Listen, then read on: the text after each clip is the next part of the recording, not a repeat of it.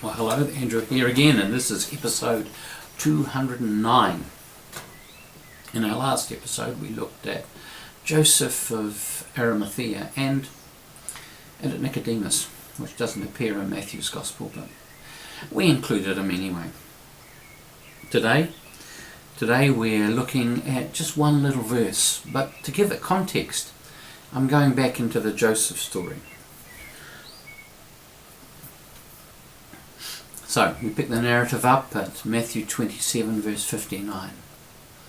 So Joseph took the body and wrapped it in a clean linen cloth and laid it in his own tomb, which he had hewn in the rock.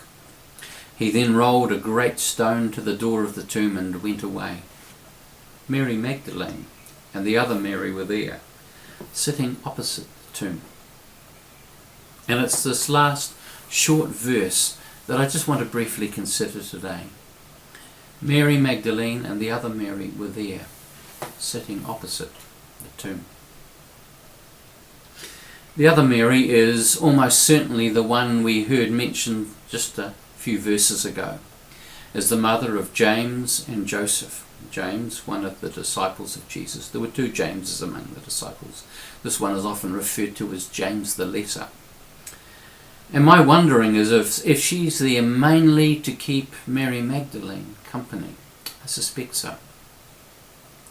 Mary Magdalene is grief-stricken. The reality of what has happened has got her in a place of stuckness. And it's okay. It's okay at this point for her to be stuck. It's where she needs to be right now. My hunch is that the whole of her life has revolved around Jesus for the past 2+ years. Jesus is the source of her liberation, her freedom, of her new life. She was in a terrible state before he came into it. He's the one who delivered her into life, into a full life. And he's been the centre of her universe ever since. And now he's gone. All that is left is his body, the shell that housed the man that she loved. And it's lying wrapped in a piece of linen, stiff and cold, behind that large rock that has been rolled across the entrance to Joseph of Arimathea's tomb. She's like the proverbial devoted puppy, waiting for her master or mistress to come home, one who's never coming home.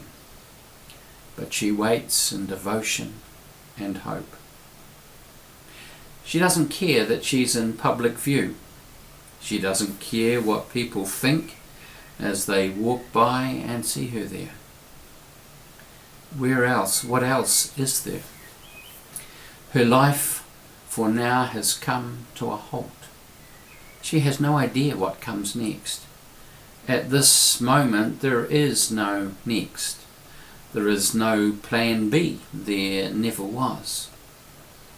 And while she had heard Jesus talking about his pending death, she couldn't see it, wouldn't have accepted it, and had no contingency planned for what followed. She's largely alone, adrift.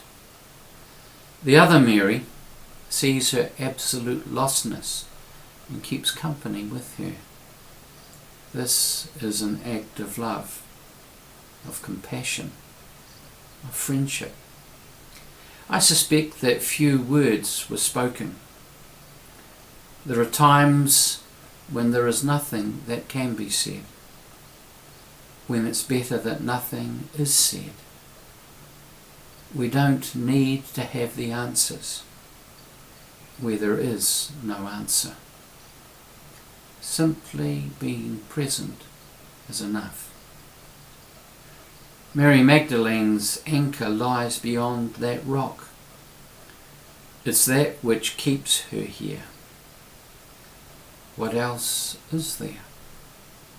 What does life look like without him?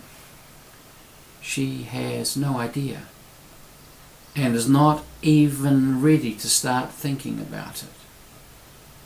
So she just sits and watches, numb, What else is there for now?